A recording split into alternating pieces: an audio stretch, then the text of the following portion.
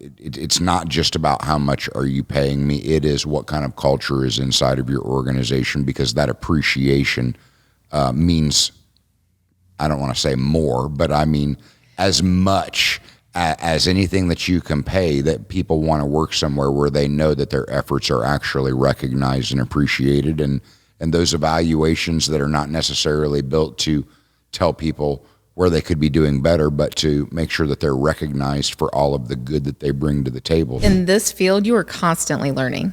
You never stop. There's always something that you're like, oh, I didn't know that. Oh crap! Like I really got to start doing that. Back to the drawing board. Yes. Yep. We are back with another episode of the Julius Files. I am the host, Jason Julius, and today is an Entrepreneurial Chronicle. I have a dear friend of mine in here. She is a fellow business lady, and she has her own entrepreneurial journey. But I do want to tell everybody that if you know Kim Key, you will definitely want to share this show so that you are sharing her entrepreneurial journey, because that's what I brought her on here for. Kim, how are you today? Good. How are you? Not bad at all. Okay, so I'm going to be honest. I mean, like, we've known each other for a long time, but I do not know a lot about your entrepreneurial journey as far as the actual business that you are in. I know just enough to be dangerous. But before we get into that, I mean, I want to go backwards as far as how you started your life and actually found your way into entrepreneurship in general. So I don't know, we can either go back to 2 years old or 20 years old, or where would you like to start telling us your story? Probably not until 2 years old, because it's quite a long time ago. Yeah. Well, I mean, you can fast forward through it. I mean, like, I don't really have a whole lot of memory of being 2, but I mean, I can remember being 6. And I mean, I remember getting my ass beat like virtually every day at that age, getting into something. But I can see that happening with you. Yeah, no. I mean, I'm not going to deny that I was, I don't want to say I was a hellion, but I mean, like, yeah, I got into my own fair amount of trouble. I mean, when Mom bent me over with that spoon, I know I had it coming. I don't remember all the times, but I mean, she broke the spoon many times, and she faithfully glued it back together for the next time. And I know that I deserved it. So it's not like I said, but we're not going to talk about my childhood. Let's talk about, I mean, because you were just this like good person. Were you just that good girl when you were a kid, or? Well, I mean, I like to hope that I was. Okay. I know I was pretty good. I was the gopher. I was the youngest of 4 kids. So I was, Kim, go get this. Kim, can you do this? I don't know a stranger, because I talk to everybody. If you were the youngest of 4, then, I mean, generally, didn't you so that means that you had it the easiest out of, I mean, parents had already been broke in with 3 other kids. You sound like my oldest sister. I mean, I don't know what to say about that. Child saying that. Well, because that's the thing is, that because the first one always seems to have the hard part. That's where the parents figuring out how to be a parent, and then the middle child is oppressed because, they're the middle child. And then obviously the last one, they're the one that has it the easiest. I mean, so they say. I don't know. I mean, I'm me and my sister, and obviously, it's there was no middle child or extended children and all of that. But yeah, I would definitely say with my kids, like the first one, you're like, everything has to be perfect, and don't eat that dirt, and nobody can be around them for 2 weeks. And then you have your second child, and you're a little bit more relaxed, like, okay, people can come in, and yeah, you'll be okay. Oh, you got a boo-boo, it's okay, I'll kiss it, make it better. Third child, you're like, oh, you ate dirt, that's okay, it's good for you, it's nutrition. There you go. That's exactly it. As your evolution goes as a parent, you're not freaking out quite as much. No, so you are more relaxed. Yeah, so I mean, so you had the benefit of being the 4th child then. Yes. Okay.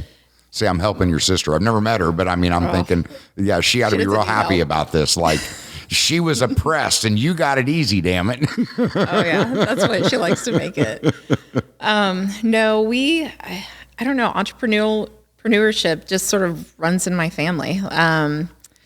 Grandpa owned a Texaco gas station. Really? Yeah, his mom owned a dime store back in the 1920s. So it's sort of, I guess, hereditary, if you want to sort Well, of say. but because honestly, you get into the other side of that. So, still have fond memories of, when you refer to your grandparents like that, know a little bit about them or a lot about them? Great grandma, don't know anything. Okay. Grandparents, yes, very fond of them. Love them to pieces. We would go up every summer. My cousins lived next door. We'd swim in the lake. They didn't have TV, so we read Archie comic books. We went swimming in the lake. We played Tripoli. It's a card game. Okay. And then we did 3-legged race, watermelon seed spitting contest. Okay. I mean, like that type of thing. No. But I'll tell you where I'm going with that. So it just seems to me that there is something different about this generation. There's something different about what they perceive as struggle. And when I'm like shaking my head going, you like you've never struggled a day in your life. You don't know anything about struggle because it's a generation removed. Knowing grandparents that operated in the 20s, my grandparents the same way. Like I always question, why is my grandma and grandpa so tight? And they're like, well, because they lived through the Depression. They know what it meant to actually struggle. And I'm not going to sit here and we never starved, but I can remember standing in the lines for my government cheese with my mom. I mean, I can remember living on the, let's just say the lower middle class and knowing what my parents went through and what my grandparents went through. So I was not so far removed from that struggle that it was not very real in my mind, that as good as I might be having it, I know there's another side to that story, what real struggle is. So I appreciate it and I didn't take for granted. That's what I see happening with a lot of this generation, is that they are so many generations removed from real struggle that, to be quite frank, they bitch about the stupidest stuff today because they're too far removed from what struggle is. So they take what they have today for granted because they don't have any frame of reference or anybody in their life that's literally steered them through the history of what real struggle is, which I believe is where a lot of drive comes from, because you know how bad it could be. So you have that internal drive to keep it pushing because you know how bad it could be. You don't want to be there. And then I look at us and I'm like, it's our generation. I mean, I don't think that I'm overly guilty of it because I tried to impress upon my kids, but it's still my generation that our kids don't know struggle. And I guess I would agree with you. Like, I guess I have a unique privilege from going from being, comfortable and upper middle class to parents going divorced to going to lower class. Mm-hmm. And my mom, hats off to her. She worked 2 jobs. She was a school teacher, worked during the day, and then immediately went to Sears and sold appliances until 9:00 at night. She did that for years just to support the 4 of us kids. Yep. And I look back and I'm like, Mom, how did you do it? And she goes, you do what you have to survive. Like, you kids needed food, you needed a house, and that's what I did. And I don't see that drive or that type of mentality as much anymore. I've always taught my kids, you got to work hard to get where you want because nothing will ever be handed to you. I think that's a big problem right now. They see it come easy. Well, and things are just being handed to them literally right now. So it's coming easy to them because it's coming easy. Yeah. I'm like, hence, the only thing I can say is work. Everybody, please work, because we need employees everywhere, not just me. Everywhere. Well, but that's the other side of it right there, is that, our system in America is set up to where, like, Social Security is, you're not paying into Social Security to take care of yourself. You're paying into Social Security to take care of the generation ahead of you. Oh, there will be no Social Security left for me. No, and that's the whole point right there, is that like our system is set up where what you are paying in takes care of somebody else. Mm-hmm. So you and I can be like, we're not counting on Social Security because we're looking at the generation behind us going, they really have no desire to work. And if they're not going to work, then they're not going to pay into Social Security, which means when we get to the age of drawing Social Security, there's not going to be anything there for us to draw. Or you're not going to be able to. I don't know if you noticed, but it was 65. Now the age keeps on going up higher and higher. By the time we draw, probably what, you have to retire when you're 80? Well, I mean, there's good to that because obviously lifespan has extended, but then I get into that. There's also bad to that because we're more unhealthy because of what the food industry is actually putting out there for us to consume. It's very true. And then once we get past that, then they turn us over to the pharmaceutical industry, to which they shove pills down our throat and creating a bunch of side effects that cause a lower quality of life, but it keeps us breathing and we end up having longer life, even if it's not a higher quality of life. I think that we're past that arc. We went from our quality of life getting better and better and better and our age extending. And now it's like, yeah, our age is extending, but due to the garbage that they're making available and calling food, our quality of life is not extending at the same rate. Yeah, it's the good, healthy food. I had somebody tell me, when you go to the grocery store, shop on the outside. Don't ever go to the inside, because that's all the junk and the bad stuff. So only shop on the outside where the fruits, vegetables. I never thought about that. Dairy, meat, everything's on the outside. Okay. But that's also more expensive. The things that are good for you that have all the nutrients are more expensive than the junk, ironically enough. Because, and everybody flocks towards the cheaper, which tends to be the most processed and shelf stable and just destroys you from the inside out. Much like, I see this country not necessarily being destroyed from the outside, but yet from the inside out. But I would agree with that. We're getting off topic on this. So keep going. So at this point, you're coming through your teenage years and you're starting to become into adulthood. I mean, how many children? 3. 3. Okay, started young or? Yeah, 23. 20. That's not. Okay, that right now it's young. Yeah, exactly. That's. Back then it wasn't. Yeah, not so much. No. You got through high school. You got through college. You're good. And that's about the extent of it, right there. Pretty much. So college. College. Graduated from Purdue with a degree in health promotion and business. Instead of getting my master's, I went back and got my nursing degree because it was more versatile for me.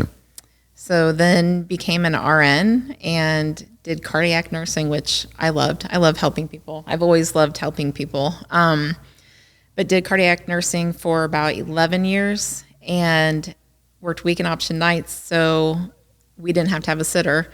So I was home with them during the week. My husband had him during the weekend because we couldn't afford a sitter. Okay. So Papa helped, and along with my mom and the grandparents. And then once the kids got older, then I ventured into doing doctor's office for private companies. Okay, and I think that would have probably been about the time that we met, just through Chad. I think so. Okay, yeah. And I did that for several years, about 4 years, and then they were downsizing. So downsizing in the medical industry, that's isn't it interesting? Yeah, exactly. They were getting ready to sell. Okay. So they were not making money in our area. So they were selling and wanted to make their numbers look good. So they downsized. They got rid of our entire department and moved it to Wisconsin. And I'm sure they did actually succeed in making their numbers look better. Oh, I'm sure that they did. Yes. So at that time, I was looking for doing another job and got approached about starting a home care. It was told, oh, it's easy. It shouldn't be that hard. Da, da, da. Not that hard, my fanny. Yeah, exactly. Well, because again, we talk about that if it was as easy as it looked, everybody would be doing it. And what kills me about that is that you pair that statement, that very real statement, to oh, you're in business, you must be a millionaire. And I'm like, do you see the contradiction there? Like, No, if it was as easy as it looked, everybody would be doing it. Everybody is not doing it because it's not that easy. And so few actually ever achieve millionaire status by doing it, where it's like, I'm not going to sit here and say that you shouldn't do it for the money, but I mean, if that's your primary reason, that's probably what's going to lead to burnout, because so few actually get to millionaire status actually being in business, because it is that hard. And yeah, you've been finding that out through your period of years in general. Yes, we opened up in 2018.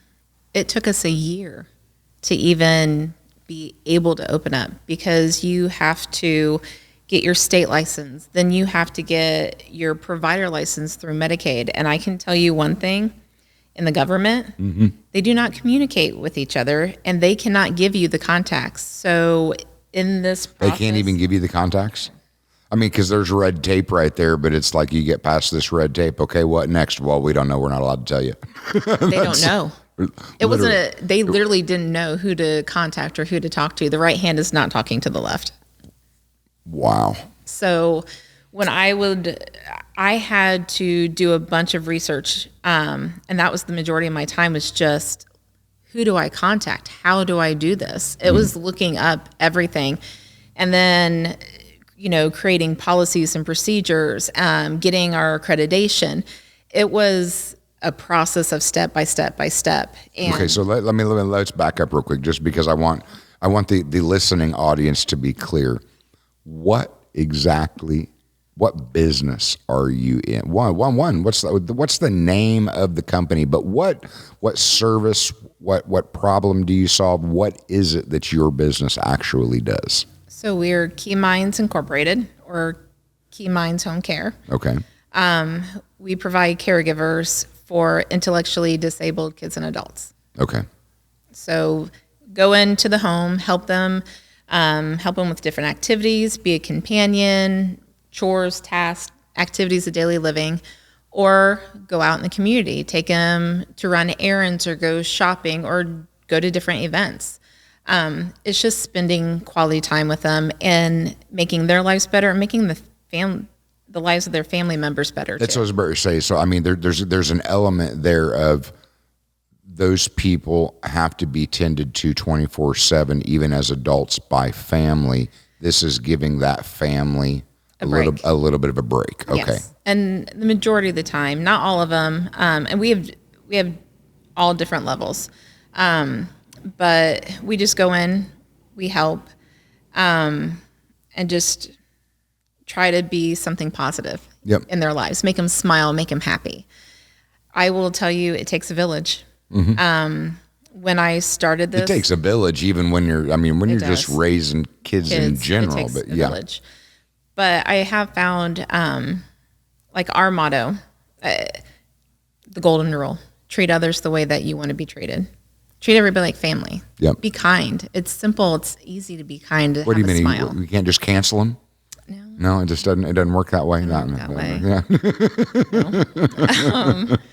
But just helping each other out. Yep. So starting out, it was interesting because it was hard to do, hard to find out who to contact. And believe it or not, as I found out the contacts, you better believe I was writing them down.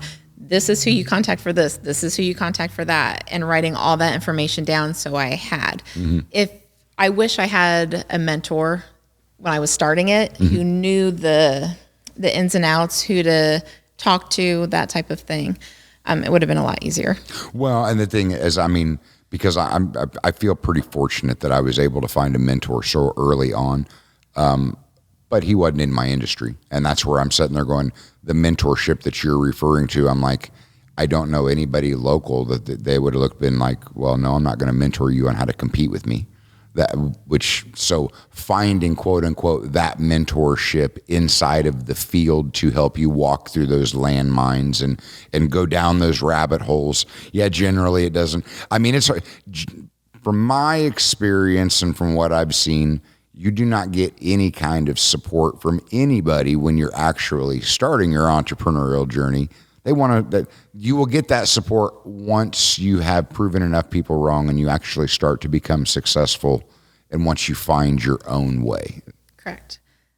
But it's interesting that you said that. Like when we started, so we started right before COVID. Okay. It was because you say nice. 18, but it took you over a year to actually. Well, it was September of 2018. Okay. When we started, and then COVID hit, what, 2019? No, be end of March 2020, and I'm saying that because I remember. Was it? Yeah, beginning of March is my birthday, and I went down to Fort Myers for I guess my birthday holiday, and I think it was about a week after my birthday, and I remember coming back watching everything locked down, and I'm like, shoo, I slid that in right before, because by the end of the month, yeah, everything was locked down.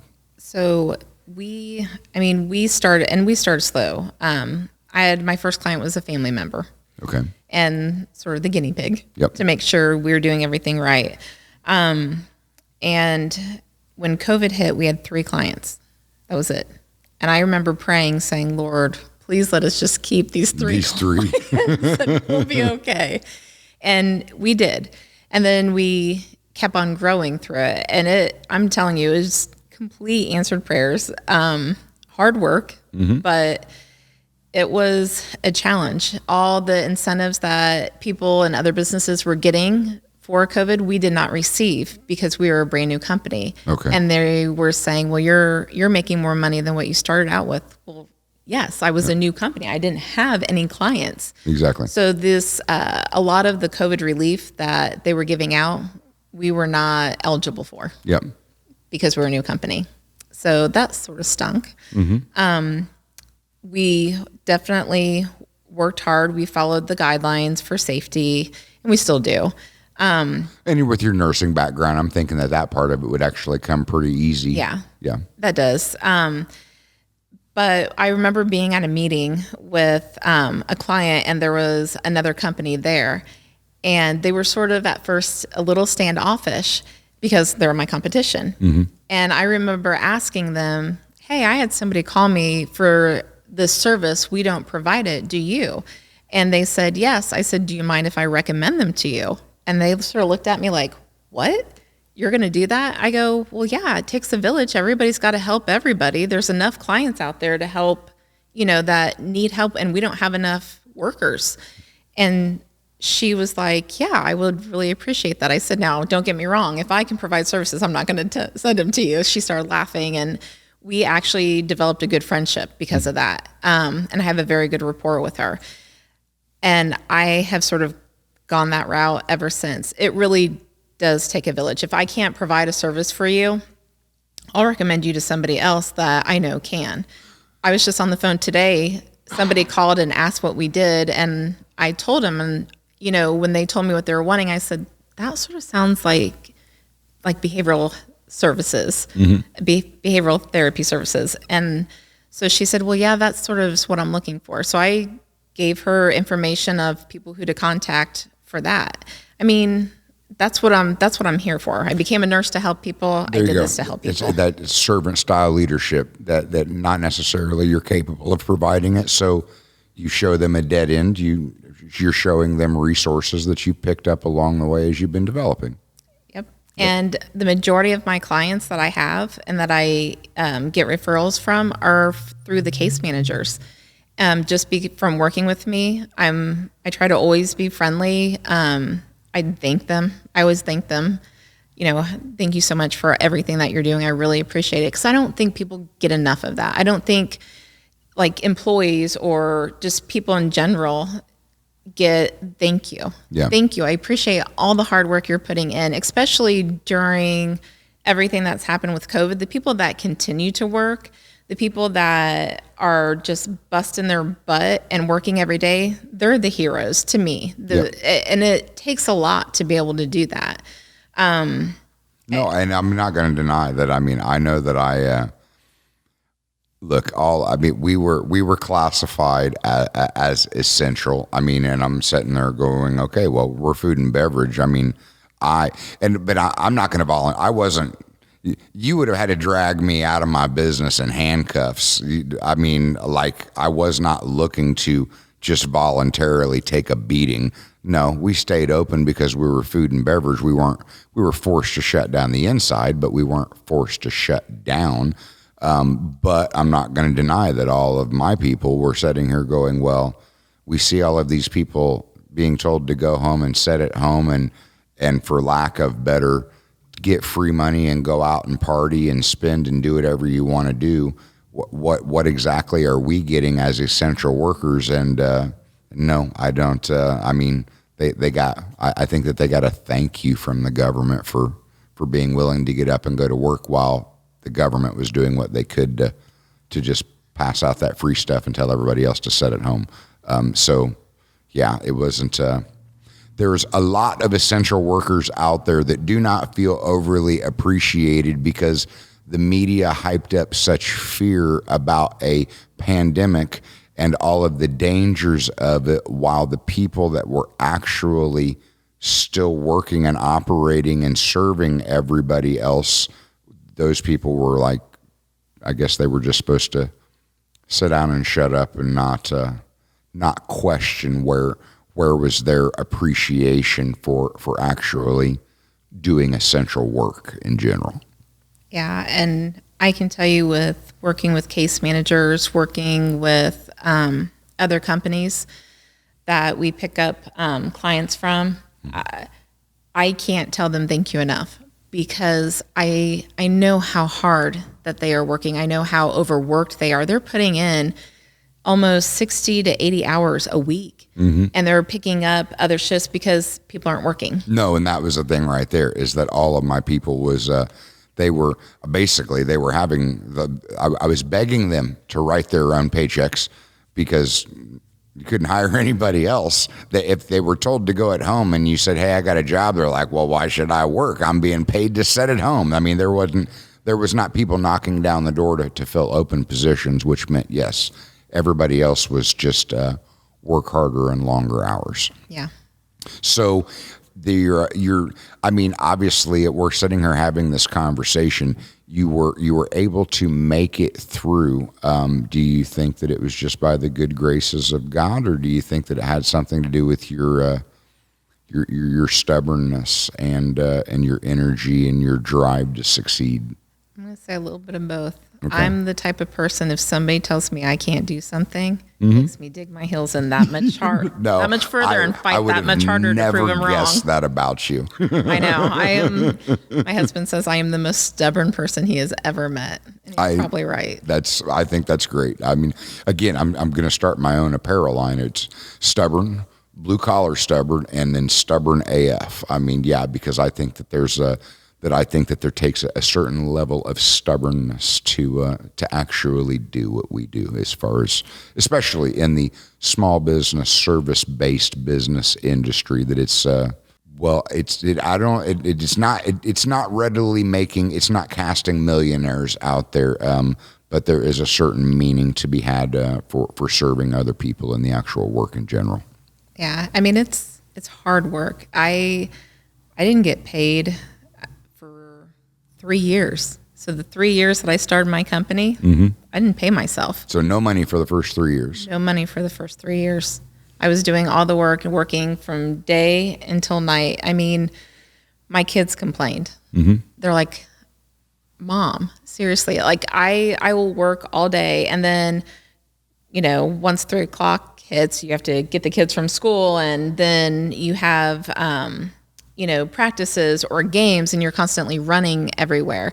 And then when you get home from games, probably around 8 o'clock at night, I open up my laptop and I continue to work until probably 11 o'clock, anywhere from 10 to 12. I don't know. It depends when I'm tired.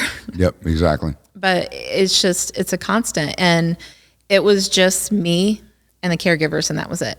So just out of curiosity, I mean, you're saying you didn't pay yourself for the first 3 years. So I'm going to assume now that you're actually able to pay yourself, has the work changed?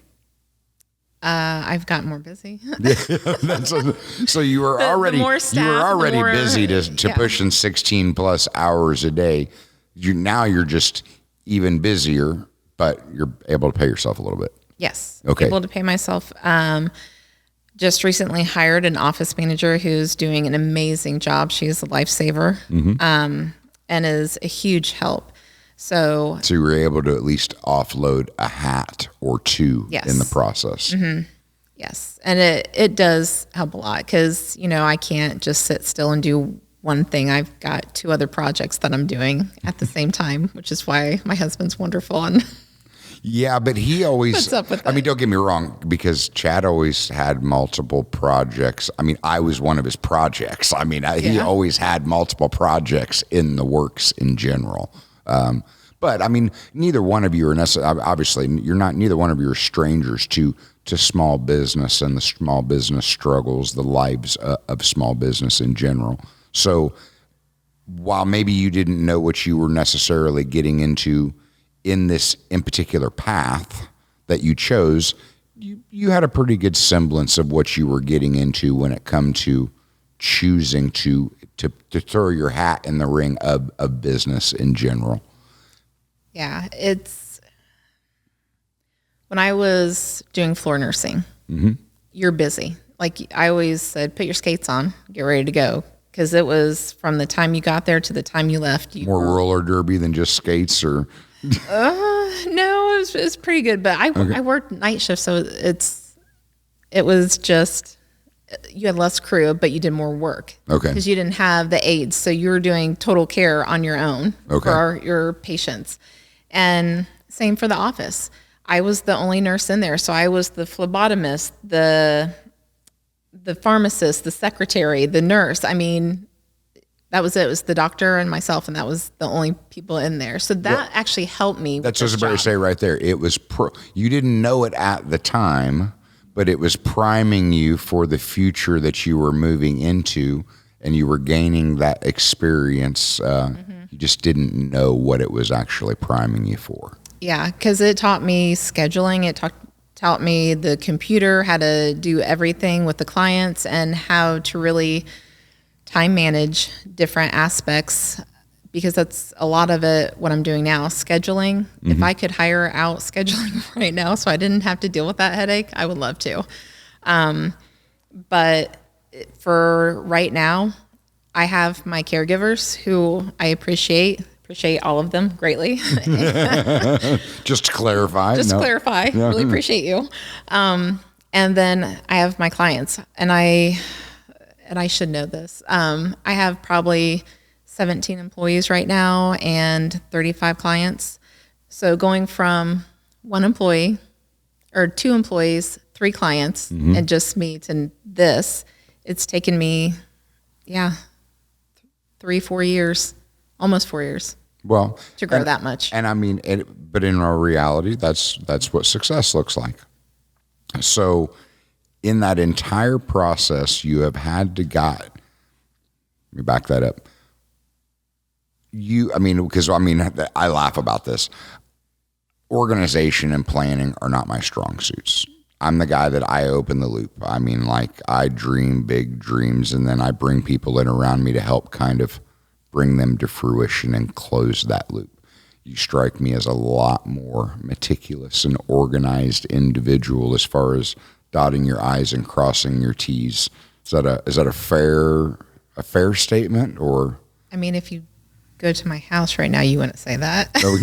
But as far as the yes, yeah, well, because that's the documentation, I am very meticulous because you have to be. Yeah, but that's for the medical industry.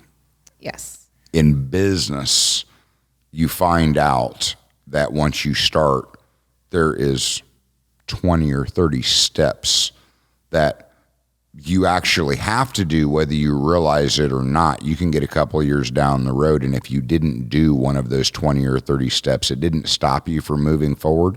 It will just haunt you forever, because you were supposed to do each one of those steps individually. Have you found that as you have progressed through everything, that you actually hit all of the steps that you needed to progress through, or have you found those pains of, oh shit, I didn't get that done, and it produced cleanup as you have moved forward? There was definitely cleanup. Yeah. Yeah, I tried doing all the steps. I will tell you, in this field, you are constantly learning. You never stop. There's always something that you're like, oh, I didn't know that. Oh crap! Like I really got to start doing that. Back to the drawing board. Yes, but as far as the charting and all that, yes, everything. The first company we used wasn't quite what we wanted. The second company, Love. Everything is transparent. Like you can't clock in unless you're at the client's home. Mm-hmm. I get alert if you don't clock in. I get an alert if you clock out. If you forget to clock out, if you clock out of bounds, and then the client can see your notes and see everything that you did. They sign it and you clock out. Everything is completely transparent. So it protects the client, but it also protects my caregiver too. So nobody can say, "Oh, you didn't do that." Well, you saw everything. Yeah, exactly. As far as insurance. Because you have to have workman's comp, you have to have general liability. Little bit of a learning lesson. Mm-hmm. The first place I used, they called to let me know they were really good. Pandemic changes things, and they don't. Go figure. They go figure. They don't notify you. Mm-hmm. So there was times when I was a week out from it expiring, and I had to change it over. I actually got notification, like 3 months in advance for this one insurance company saying that they weren't going to cover the state of Indiana anymore. And I kept on emailing and messaging the insurance company I was using. They never got back with me. I'm like, what in the tarnation is going on? And so I had to stay on them. And we were on vacation at Universal Studios, and I'm on the phone with another insurance company because the one I'm using isn't responding to me. I slipped through the cracks, and I had to have it in a week. Do you know how hard it is to try to get that insurance? I mean, don't get me wrong, because it's crazy. It's not like calling the general and logging on and boom, No, I overpaid, but I got my car insurance online without any questions asked. This being the medical industry, no, I'm going to assume that there is a ton of processes and procedures and checks and verifications before they're willing to actually issue the policies. Yeah, you have to answer a lot of questions, and that part was not fun. Yeah. So I've set alerts now to safeguard for when things are due to keep me ahead on so I can get it done on time. And but that right there, there's a little bit of ingenuity right there that you're actually looking at everything and setting your own alerts. Well, yeah, because nobody's going to do it for you. No. And that's where, like, I'll be honest, because I'm sitting there going, I'm not by, I don't, the business is worth millions of dollars, but I'm not going to sit here and I'm not like millionaire and all that. I'm not living high on life, but what I do have is a team around me now. So those alerts come by way of them catching those pieces and being like, hey, we have to handle this. So no, I don't have to do it all for myself at this point. I have quite a few of them that actually, keep me on track at this point. But I hired one person to be part of my team, so now there's two of us instead of just me. So that's nice. But you've got to but you have a team that is actually providing the service itself. So now you're building out your administrative team, because I've long said that, when you get into business, you have to wear all of the hats. Well, then you have to decide which hats you're going to outsource and give out, because I'll be the first one because I tried this. And Chad was involved in all of that accounting cleanup. I thought I'm going to save some money. I will process my own payroll. Well, it only took a couple times of missing my filings by a minute to find out that the mob doesn't play. You missed by a minute. They're coming, for their pound of flesh. Mm-hmm. And it's just a lot easier just to outsource that to a payroll company to make sure that they're responsible for making sure that everything is paid on time and they are worth their weight in that expense. So there are services that you outsource just because they're dealing with entities and agencies that it's not worth the risk of being even 1 minute late with them. So that is a hat that you offload. Then you still have all of these other hats, and then you decide which hat you want to wear and which hat you don't want to wear. And then you go hire people to wear the hats that you don't want to wear. Well, one of them is Chad. Chad's the CFO. Okay. And he now does the billing and payroll. So I was telling him. But he loves that shit. He lives for it. He is like an Excel guru. He can get on the computer and he can create something within 5 minutes that would take me an hour to do. Mm-hmm. And then he tries to ramble off saying, Kim, this is so easy. It's just da da da da. And I'm like, and he's typing while he's saying that. And I know. And I'm like, okay, honey. Yep. But yeah, for a while there, I paid him in love. That's what I told him. I'm like, you get paid in love, honey. I love you so much. I appreciate you. So he's used to the long hours. So yeah, I'm sure that he's happy with the love that he receives. Yes, he gets paid a little bit now. Yeah. So so we know where you are today. What is your future? What is your vision for the future as far as your entrepreneurial journey? For the future, it would be to keep on growing. That's always if you're not growing, bonus. You're dying. Yeah. Yes. And probably expand down to where we live. Okay. So when I started this company, we lived in Kokomo. Okay. It was great. It was easy. Only had to drive 10 minutes. There we go. And due to situations, companies selling, Chad had to get another job. So then we moved to Seymour, which is roughly 2 hours and 15 minutes, maybe 2 hours and 20 minutes now with all the construction drive that I make every week to come up here. So you got a 4-hour round trip. Yes. Just out of that. Yep. And I try to do all phone calls while I'm driving. I feel like I live in my car. Hands free, of course. Hands free, yes. I got to be safe about it. But I do got to. That's the one thing that I feel like it has been a paradigm shift. That COVID, it became a necessity in order to move a ball forward to allow people to work remotely.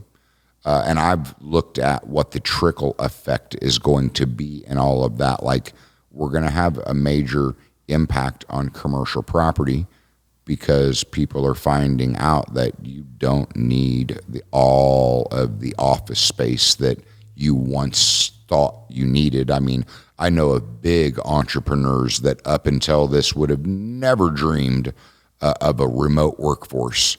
And now it has become a whole lot more mainstream and accepting. So I'm going to assume that you've had to use a certain amount of, remote communication, not making everybody come to a centralized place before spanning out and then going to the homes to administer the care. Well, the government, they require you to have an office, so you can't work from home. Okay. But so you have to actually have a physical office somewhere, which we do. Mm-hmm. But with COVID, we have quarterly meetings with the case managers and with us or the behavioral therapist for every client. Okay. Those were in the home. COVID hit, they were no longer in the home. Everything was via Zoom. Mm-hmm. So I'm not going to lie. I did really appreciate not having to drive 2 hours up here, doing things via Zoom. No, that's. Yeah. So that was nice. And you got creative, doing admission paperwork that was via Zoom and using DocuSigns to send them the information, electronically sign things. So we've gotten creative with it. It has helped somewhat. I do see a change with people working from home. My problem from working from home is I don't know when to stop. Like, I have no end time. I am going from morning until evening, mm-hmm. and there's no end time. No, that's the life of an entrepreneur. Yes. Yeah. But other than that, I did sort of enjoy not having to travel as much. Now that's going away because, COVID's going away. Thank the Lord. Oh, no. We're on to hyperinflation and wars and supply chains breaking. I mean, like, Yes. yeah, the other stuff is like that's old news. They beat that into the ground and they've squeezed every last drop of fear out of that they could. They're moving on to the next. Yes, they are. Yeah. Inflation is a whole nother monster. It really is. And I mean, like, because in a different podcast episode, I really want to dive deeper into that. But it's the fallacy of people thinking, oh, well, my property value went up. Oh, well, I'm making more money. No, you are not. Your property is still worth the same as it was years previous. The dollar that it's valued against is worth less. And that is hyperinflation, that the value of our dollar is destroyed in the realm of 10% per year. We're not making 10% more every year. The value of the dollar is deteriorating by 10% every year. And they use the word inflation. I think that like anytime that I'm talking about something, I'm trying to get it down to layman's terms. I want that maybe I'm not exploring the overall complexity of it, but that's the whole point. The word and the complexity of it, they depend on that not being able to be understood. Well, I'll tell you a little situation that happened with home care. Okay. So the aged and disabled waiver, or not aged and disabled, the disability waiver that we're on. So Biden, God love Biden.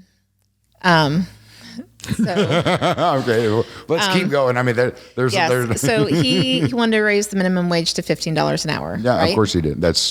So the government wins. I mean, the government wins. Yeah. So they sent out an incentive to everybody for the disabled waiver, and they said, okay, we're going to raise the amount that you get paid for every client per hour, but 95% of it has to go towards payroll. So that I want you to, because that is the rub of all of it.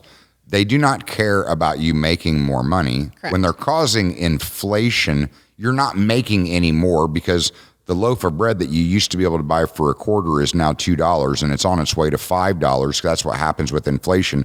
But when they raise the dollar of the wage, their payroll taxes that they collect, they get more in dollars because of the percentage that you have to pay in the payroll tax.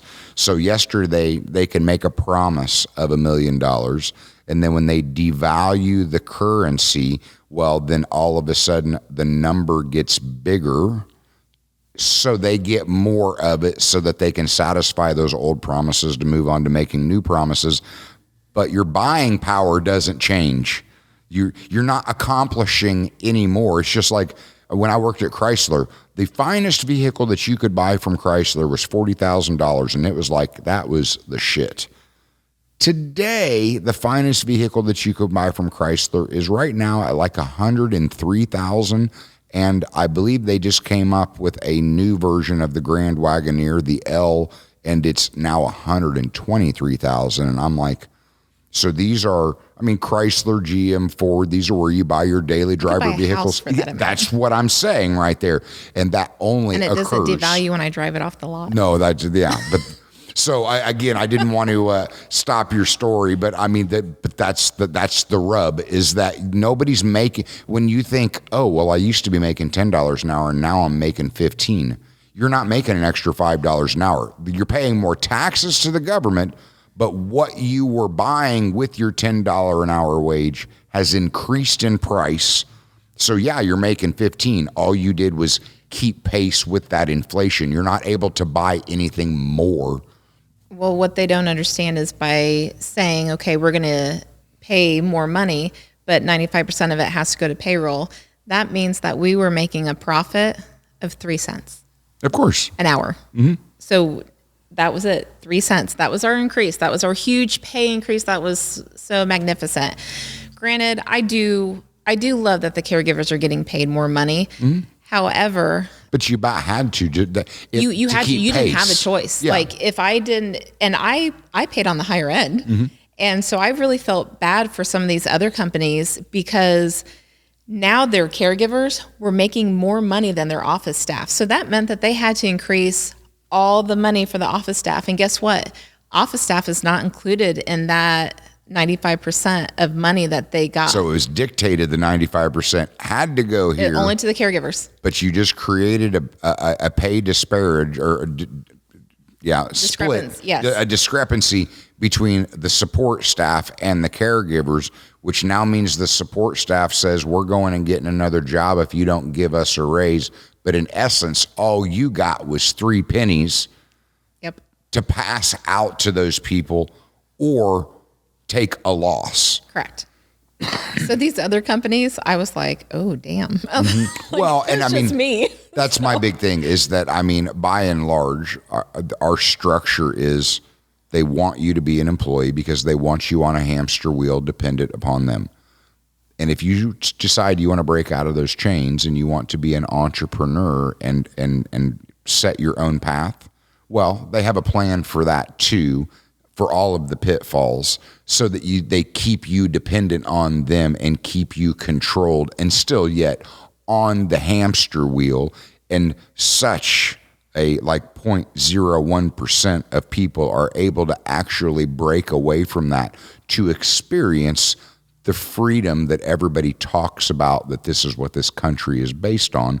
But by and large, it is all set up to keep you on a hamster wheel, to keep feeding the system of politicians making promises so that they can stay in power and continue to get your vote and keep spending our money in general. Well, and what they don't realize, I think, you know what, some of your intentions I think were good, but how you implemented it was god awful. Intended and unintended consequences. Yes. And here's the thing. They didn't take into consideration that these companies had to pay their office staff a lot more money. And if you're struggling, it's hard. Or did they take that into consideration? Good question. I don't know. I would hope that you want to be positive and I want to be positive. This was I like just the glass yet half another full. Unintended consequence. I get it. But it makes things so difficult. And I don't know. I look at this and I'm like, what were they thinking? Mm-hmm. Because they don't, you have to pay payroll taxes. You have the overhead of rent for your office. You have all the cost in material. They don't take any of that into consideration of the cost that it takes to run a business. Well, and I mean, that's where I do, and that, because obviously some of this it's not too hard I have a certain amount of resentment towards those people. I have that resentment because they've never had to meet a payroll. So it is very easy for them to make these rules and these laws and force, but they've never been there. They've never done that. They don't know how hard it is without all of that extra regulation and all of those extra mandates that they just, with the swipe of a pen, just, hey, deal with this.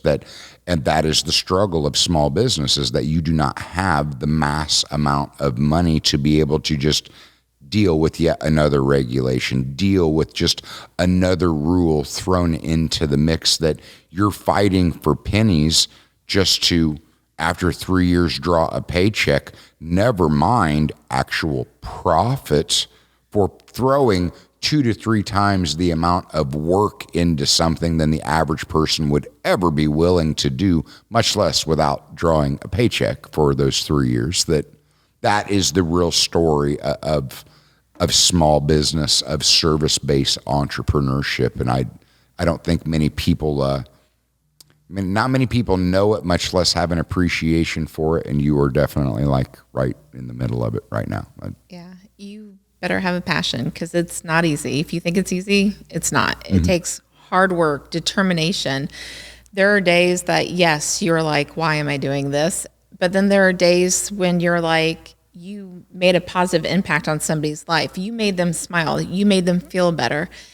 And that, to me, that's what's worth it. I didn't get into this business. My husband probably will not like me saying this, but I didn't get into this business to make money. I got into it to help people. Yep. My reward is knowing that I made things easier for individuals. I had a client call me the other day just telling me how thankful they were for their caregiver and what they did. And God loved them. They took that extra mile to help them out.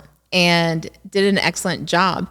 And I let them know how much the client appreciated it, how much I appreciated it. I do evaluations. So on my 90-day evaluation, I like to give my staff, if they're doing a really good job, a small token of appreciation. It's not a lot, but it's a small token, just to say thank you for showing up on time. Thank you for coming to work. Thank you for showing up on time. Thank you for doing a good job. We really appreciate it. Yep. And it's that small act of kindness that, they appreciate. Well, and I mean, and don't get me wrong, there is, I'm going to say that one of the things that I have noticed, which to me plays into what I believe is a personal strong suit, is that this generation is starting to pay a lot more attention to culture. It's not just about money in general. That when they go to work somewhere, it's not just about how much are you paying me. It is what kind of culture is inside of your organization, because that appreciation means, I don't want to say more, but I mean as much as anything that you can pay, that people want to work somewhere where they know that their efforts are actually recognized and appreciated. And those evaluations that are not necessarily built to tell people where they could be doing better, but to make sure that they're recognized for all of the good that they bring to the table. Some people lose sight of that. And they really do. Like employees that I have had, like I tell my employees, always come talk to me. I do make myself available 24/7 to my employees. If you have no question is a dumb question, come to me with any problems and I will communicate with you. The biggest complaint that all of them had when I was doing the hiring process, it was lack of communication that they had with their previous jobs.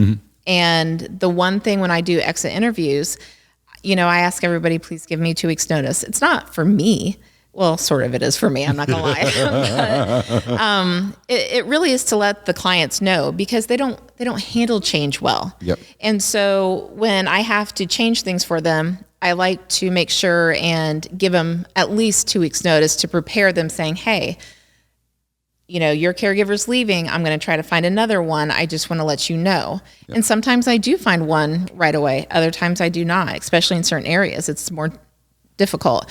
But if I tell them, if you want to take another job somewhere, absolutely, I wish you the very best. There's not going to be any hard feelings. If my employees want to work for another company, I understand it. I work 2 jobs to make ends meet. My family work 2 jobs. I understand it. I'm here to help. And like if I do interviews with younger applicants and they don't really know how to answer questions. After I do the interview, I'm like, okay, let's go over this interview again. And I'm going to tell you why I'm asking these questions and what you should have answered to help you in the future. Wow. I mean, don't get me wrong, because I'm all about, if somebody's going to give a portion of their life to me, they should get something back in return, showing them, teaching them how to be good employees, because I deal with a lot of first-time jobbers.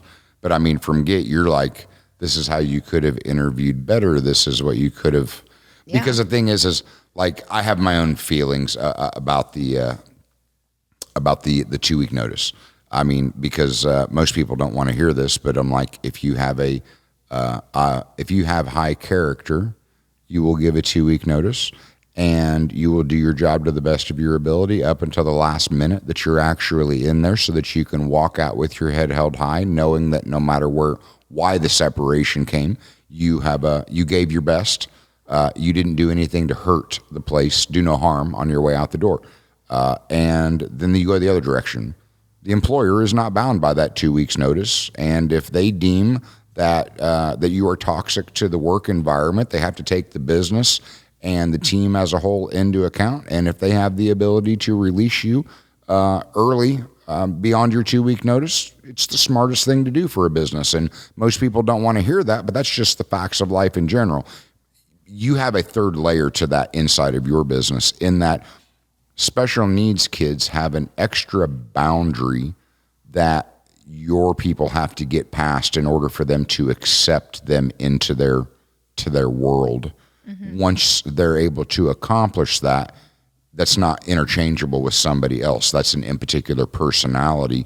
So a 2 weeks notice is also an opportunity for you to actually prime that personality, that somebody that has broken through that barrier is now going to be retracted to be replaced by somebody else. I'm thinking that that's probably an extra level of complexity inside of your business that definitely has some problems or creates some disruption, because when you find a special needs child that's let somebody into their world, they start to become attached to them. That's and they do, and it is a process for us. Like I do multiple checks, background checks, that's required, but I do a lot of research on the individual before I hire them. I do reference checks. I look you up on Facebook. Anything I can. No, you don't look people up on Facebook. Sometimes Facebook's like a Jerry Springer show. I tell you, that's what kills me, is that, it's out there to be public. So, when you're doing some crazy shit, it's out there to be public.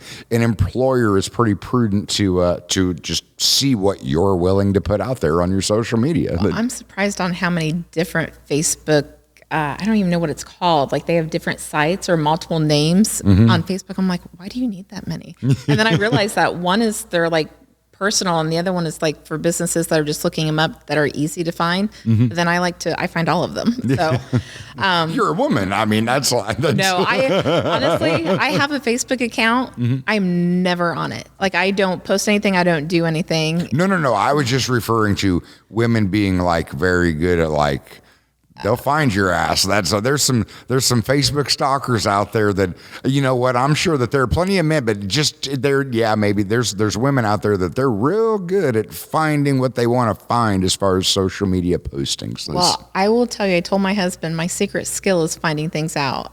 I don't really go searching for it. Look at you, just put a shot across his bow just to be like, I'm just being honest with you. But I'll have people come up and tell me stuff, and I'm like, oh, good to know. Yeah, interesting. But I just sort of tuck it away for later. But we do a meet and greet. So before you even start working for me, before you even start with a client, we do a meet and greet. And at that meet and greet, the caregiver gets to decide whether they want to take the client on, and the client gets to decide if they want to use that caregiver. So it's a mutual. It is a mutual. It is always a mutual, because just like the client can choose, say, and I do a 2-week check to make sure everything's going good. And if it's not a good fit, they'll let me know, and I'll okay, we'll get another caregiver. Or maybe the caregiver's like, yeah, you know what? I don't think I can do this. Okay, thanks for this is why we do this, and we'll put you with a different client. I do want a good fit. I want everything to be harmonious, and I want them to succeed. And you're not going to succeed if you just throw them out there and be like, here you go. You don't handle that well. Exactly. And again, because you have different levels of success, because now, you're dealing with fragile personalities and an exhausted family around them that need that much needed break, but yet are so close to, they've got to have a certain level of comfort themselves to even be able to unwind in that break time. Yes. And I just go at the pace that the client wants. Some clients want to be like, okay, let's do all of it now. Others are like, can we gradually start in? And I'm like, yes. But the other thing that I do is I ask all my employees, I want a range. Give me a range from the time in the morning you want to start to the time in the evening that you want to end, and what days you want to work. And I'll fit the clients in that range, because if I force them to work at a time that they don't want, guess what? They're going to quit. And they're not going to be happy, and they'll become sort of resentful and be like, this stinks, I don't want to do this, and then they'll leave. So because I do that range, I think things work out, because they're pretty much setting their own schedule. Yep. And things work out a lot better, because yes, in this society, it is not just about money. They value their time. And they want their time off. They want time with their family, or to go out and do different activities. So their time, what I notice with this generation right now, is extremely important. I would say it's almost more important than money to them. So that is something that's different from our era. My mom was a workhorse. I'm a workhorse. My children will probably tell you I'm a workhorse to them. Well, and chores it is are necessary. Some people live to work, others work to live. it was just ingrained to me in such a young age that I would probably drive myself nuts with too much free time. Like I enjoy working, but yes, that is definitely a generational shift where things change. Change is inevitable, and that's. But yes, we are definitely dealing with a new generation and new challenges. We'll just leave it there. Yes. And you have to adapt and move forward. But I like to try to pay things forward. If I can help people and I can do something positive, I feel like eventually it will come around. Yes, there are some bad apples out there. There's bad apples everywhere. No, and that's what I said right there. I mean, bad things happen to good people and good things happen to bad people. That life is not fair. But live a life of good character and try and do right by people and take pride in what you do. Exactly. And you're able to look at yourself in the mirror and live with yourself and live a more peaceful life. Yes. So, basically what I'm saying is, how do people find you? I don't know how active you are on social media, whether it be for yourself or for the business, but I know you referred to having a website. Because I will promote you I've known you too long. I can literally say that, if there is somebody out there that has a special needs child and they need, or you need that actual break, I know you want to deal with Kim, where do people find you if they actually wanted to engage with you on your services?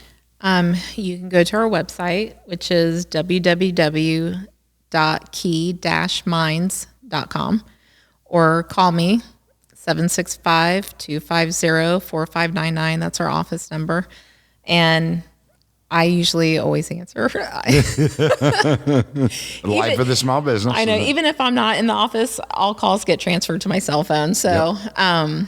And that's the beauty of technology right there. Because I have, due to a certain individual that came into my fold here about 5 years ago, there was a little bit of technology that I wanted to embrace, but he was, that true geek that he loves technology. And so let's just say with some poking and prodding, I've embraced a whole lot of technology. I don't like the cutting edge stuff because I don't want to be a guinea pig. I don't like the things that I don't want to be part of working out the kinks. I want shit that works.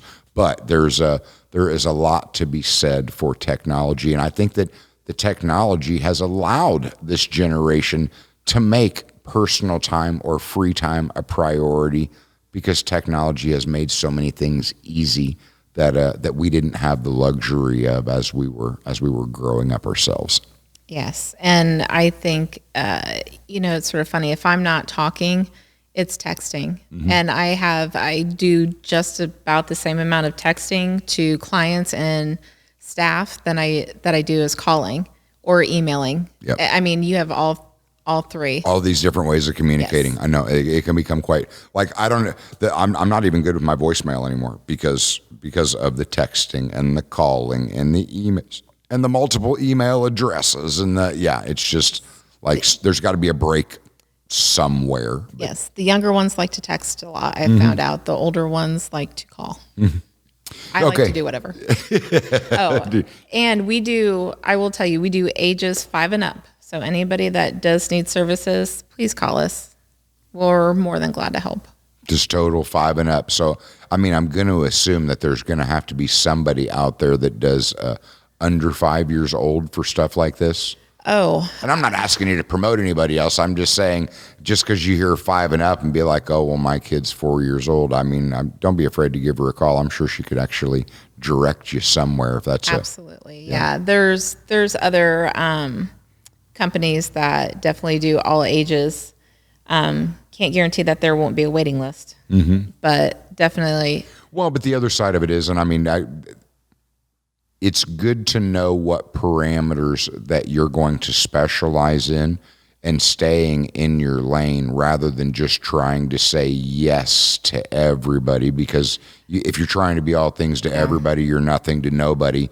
So knowing this is what I do And outside of that, okay, how can I help you refer to somebody else? But that's not what I do. Making sure that you're giving the best service possible is a big deal. Well, yeah, because I've always had the process where you start small, you perfect it, and then you can expand, because it doesn't work well if you try to do everything at once. Exactly. Okay, so as we start wrapping this up, I like to say that I'm looking for principles of success in life and or business. So, do you have any principles of success that you would like to impart in our closing statements? Again, golden rule. Okay. Treat others the way that you want to be treated.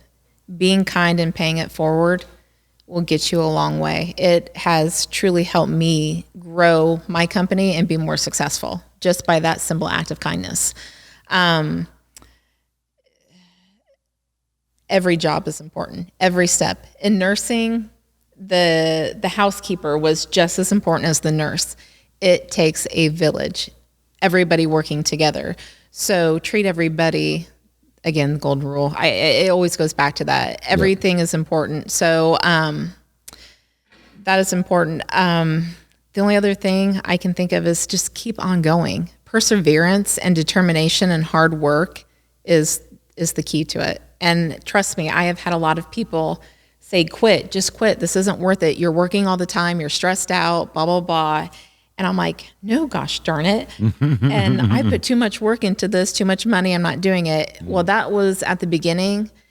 And now I've got too many people counting on me that I can't let them down. Yep. So, it's taken off and been successful. So, well, and the thing is the person telling you to quit is the person that should not enter entrepreneurship. If you are thinking about quitting, you will quit. If you think that you're going to quit, you should never start when it comes to entrepreneurship, because if you don't keep going and keep pushing through, quitting leads to catastrophe, and that catastrophe leads to a whole lot of people and lives affected. And then I go back to that book, 3 Feet from Gold. I mean, I'm like, there are stories in life of people literally quitting 3 feet from gold, only to be pissed when somebody else comes along and takes up where you left off and digging that last 3 feet. And then you spend the rest of your life in misery and depression because you allowed the word quit to enter your vocabulary. I'm just a big believer on I don't even try. And there's a couple times in my life that I can be like, this refusal to learn the definition of quit, it did not serve me well. But by and large, the fact that I'm just too dumb to understand how to quit. I'm too hard-headed. I don't know how to quit, and I have never tried to truly embrace the definition. And that's what got me through to the other side. And that's...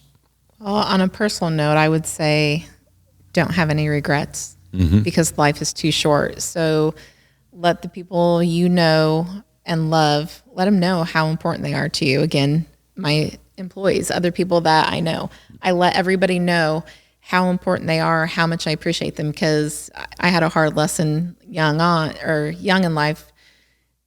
Life's short. Yep. It didn't last long. Exactly. So you let people know how you feel and don't have any regrets. Well, and you don't need to be tying up a bunch of mental brain power. That's right. It's spending time looking backwards, trying to regret. You're supposed to find the lessons and just apply it forward. So yeah. I mean, I'm simple. Like in my kids, I say no unkind words, no unkind actions, and no drama. And during my kids' teenage years, well, 2 of them are still teenagers, saved a lot of problems on slumber parties. Hey, that's pretty simple. Yep.